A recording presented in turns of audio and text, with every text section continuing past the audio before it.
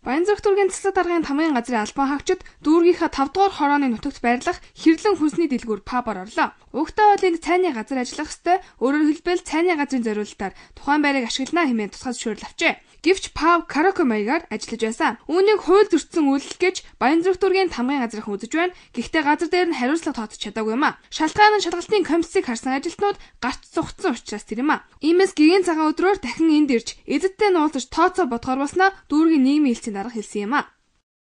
Цайны дэлгүүрийн хувьд бол арх согтруулах хондооны зүйл одоо зарах их байхгүй. Цайны газрын зорилттой тусгай зөвшөөрөл энэ байхгүй. Тийм цайны газар гэсэн мэдээлэл ирсэн. Бид нар өнгөрсөн удаа шалгалтаар ирэхэд бас нөгөө үйл ажиллагаагаа хаагаад бас гараад зогтцсон. Энэ удаа бас ирсэн чинь нөгөө хүн бас өөрөө зогтцлаа. Тэгэхээр бид нар энэ газрыг бас дахин ирж шалгаад тэгээд яг энэ ноцтой зөрчил илрүүлж байгаа яг энэ цаг тухайд нь бас бид нар заавал барьж авахгүй хариуцлагын доотож цаашдаа одоо энэ үйл ажиллагааг бүр зогсоох хүртэл хэмжиж авнаа.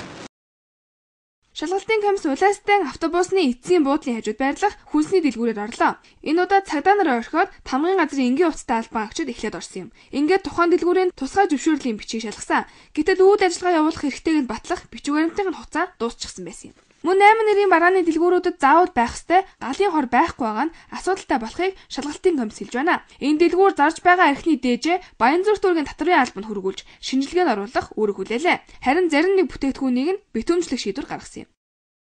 Дүүргийн нутаг дэвсгэр дээр үйл ажиллагаа явуулж байгаа аж ахуйн нэгж байгууллагууд арх худал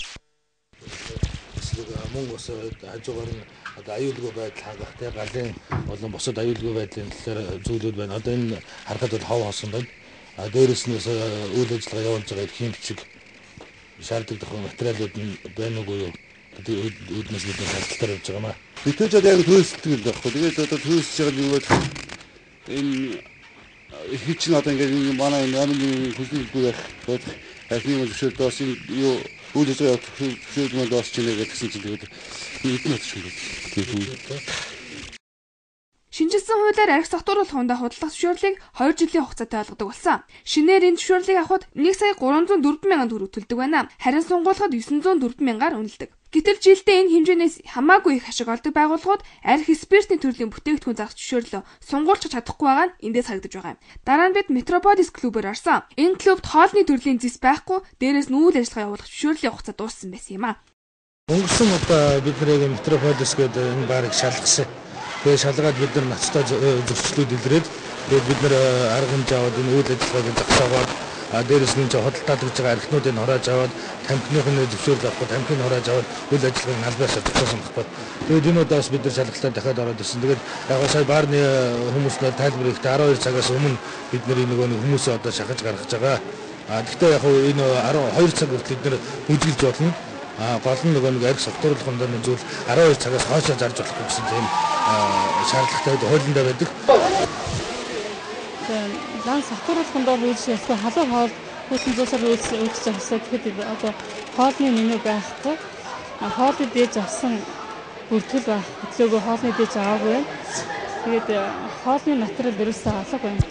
Тийм учраас одоо энэ хүсэлт хуулийн дагуу одоо арга хэмжээ тооцогдно гэж юм байна тийм. Ер нь анх удаа яг юм шиг гарч байгаа юм. Ер нь энэ зөвшөөрөл бол давтан гарч байгаа. Сансрын зам дагуу байрласан баар цэнгэний газрууд мөн шалгалтанд хамраглаа. Гэвч шалгалтын комисс нэгч баар цэнгэний газраар орч чадаагүй юм. Бүгд л хаалга барьчихсан ирнэ хөгжим дуугарч байсан. Гэхдээ хинч хаалга нээж өгсөнгүй. Иймээс шалгалтын комиссийн үйл ажиллагааг хаах хүртэл арга хэмжээ авна гэсэн шийдвэр төрсөн юм.